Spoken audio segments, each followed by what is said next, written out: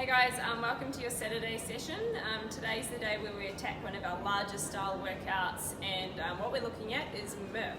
So Murph, in case you haven't been on Waterfy, it's usually done with pull-ups, but today we're going to substitute pull-ups for some type of sit-up. So it's either going to be a V-up, an H-up, or an ab mat sit-up. Now Murph starts with a 1.6 kilometre run, or otherwise known as a mile run. After you've completed your run, you've got your 100 sit-ups, 200 push-ups, 300 squats, and then we finish off with another 1.6 kilometre run.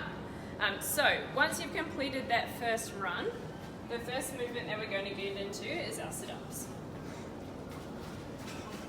Oh, Sam, you look exhausted. Took you a while with that hair. I'm green. Are you sick or are you good? No, I'm good. Okay. Pushing all the way out. Scaling options. Go to an H-up or a tuck-up. So bend those knees and make sure those shoulders are coming right up off the ground. And then if you've got an ab mat, you can do an ab mat sit-up. And remember, if you don't have an ab mat but you prefer to do an ab mat sit-up, just grab a cushion or a pillow and tuck it under or in the small of your lower back, and that will be perfect. Now, a traditional style Murph would be the reps as written, so 100, 200, 300. If you're looking at scaling options today, you can break up these movements into workable sets. So that means you would go, for example, 5, 10, 15, all the way through until you've completed 100 of the sit-ups, 200 of the push-ups, and 300 of the squats. Obviously, you can choose how you divide that up. If you want to go traditional, you're going to go through each movement unbroken and then move on to the next.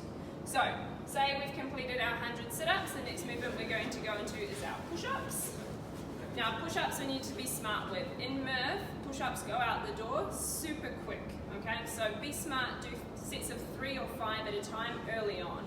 Good quality push-ups, so chest goes all the way down to the ground. We're keeping our body in a plank. Your shoulders and your hips go down together. Thank you, Sam. Scaling options, we would like you to go to a bench, a box, or a chair for these push-ups rather than on your knees. And remember, the push-up looks exactly the same. Thank you, Sam. So just be very smart with those push-ups. They will hurt, and we hit a wall with them very quickly. So break them up, keep them into small workable chunks. And when you're resting, don't rest in the plank position. Sit back onto those knees, get your hands up off the ground, get some time, take the tension off your shoulders, sorry. Now, after you've completed your push-ups, the last movement we've got is our air squats. Now, our legs are the strongest part of our body. A lot of the time with your air squats, it's about mind power. You can always do more than you can. You can definitely squat more than you think you can. So I challenge you to hold on today. Try to do as many as you can without stopping. And some of you may even be able to do 300 without breaking, which will be super cool. So good quality air squats, your hips go right back, your heels stay on the ground, Sam's chest is staying nice and upright. What we don't want to see is anybody folding or collapsing forward in their squat. Sometimes we see athletes doing this, they reach for the ground as just a cue that they've got to the bottom of their squat. That's not going to be good for you when you go out to the door for that run. We want to work on keeping the chest upright, breathing throughout. That was awesome squats, Sam. Now, in regards to the run, so the workout finishes with a run. Again, it's 1.6 kilometres or 1 mile. We've got lots of options here. So if you can't get outside for whatever reason, the first option, the best one will be to do some skipping. So 200 double unders or 400 singles. If you haven't got a skipping rope, we can also do a plate tap or a tap onto an odd object. So Sam's going to use a dumbbell, which is really cool. All right, and taps would look like this. Okay, nice and fast. Now you can see how fast Sam is moving, and that's why we've prescribed 400, which might seem like a lot, but overall it's going to be equivalent to that run. It's actually probably going to be slightly less. After you've done your, the other options, mountain climbers, 200. Sam's giving us a demo of that. Okay, maybe get those feet up nice and high. Okay, when you need to rest again, take the load off your hands, that will help. Woo. And then lastly, we've got as an option 100 odd object jump overs. Now ideally with this, you want to try to choose something that's higher than this dumbbell to challenge you for those 100 reps. We do want to have an elevated heart rate when we attack these body weight movements.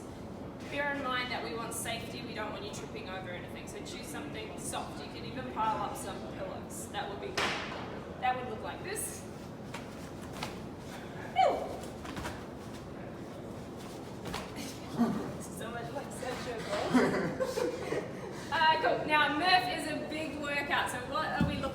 here, you are going to have an hour time cap today. That's a lot, okay? If we are looking at our more advanced athletes, we'll get a Murph time around the 30 to 40 minute range. So that, remember that's advanced athletes around that 30 minute. So we should be expecting this workout to take at least 45 minutes or thereabouts. So know that you're in for a long haul. Make sure you've got some water around with you, and if you've got anyone that you're working or so living with at home at the moment, try and get them involved and have some fun with it. Good tunes always helps as well. We definitely want to see the scores for this one. Get onto Waterfly, get onto Facebook, show us what you've been doing, and just keep us engaged because we want to see it. Thanks, Sam. Awesome, thanks George. See you guys.